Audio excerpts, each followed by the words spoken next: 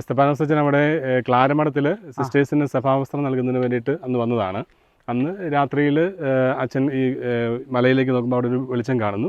അതിനുശേഷം അവിടുന്ന് 2 പേരുടെ കയ്യിൽ ഈ കുരിശ് നൽകി മേളിലേക്ക് വിട്ടു. അതെ അതെ, അവർ അടിവാരം വഴി ഈ മലയുടെ മുകളിലെത്തി. അന്ന് അച്ഛൻ ആ വെളിച്ചം കണ്ട ആ പാറയുടെ ഒരു വിടവുണ്ടായിരുന്നു, അവിടെ കുരിശ് വെച്ചു. ഈ കാശുരൂപം അവിടെ വെച്ചു. അതിനുശേഷം പിന്നീട് അവർ അത് എടുക്കാനായിട്ട്, ആ കുരിശ് എടുക്കാനായിട്ട് നോക്കുമ്പോൾ പറ്റുന്നില്ലായിരുന്നു. അപ്പോൾ അതുകൊണ്ട് ആ കുരിശ് അവിടെ വെച്ചിട്ട് പോകും. അത് 50 നോമ്പിലെ 1904 50 നോമ്പിലെ ആദ്യത്തെ വെള്ളിയാഴ്ചയാണ്. എനിക്കൊന്ന് അത് ഫെബ്രുവരി 19-ാം തീയതിയാണ്. അതിനുശേഷം അന്ന് അവിടെ അവർ പ്രാർത്ഥിച്ച് ഇറങ്ങിപ്പോരുന്നു. പിന്നീട് 40-ാം വെള്ളിയാഴ്ച മണിയങ്കുന്ന് പള്ളിയുടെ അവിടുന്ന് കുറച്ച് അധികം ആളുകൾ വന്ന് കുരിശിൻ്റെ വഴി ചൊല്ലി വന്ന് ഏറ്റവും ആദ്യത്തെ കുരിശിൻ്റെ വഴി നടക്കുന്നത് 1904-ലെ 40-ാം വെള്ളിയാഴ്ചയാണ്.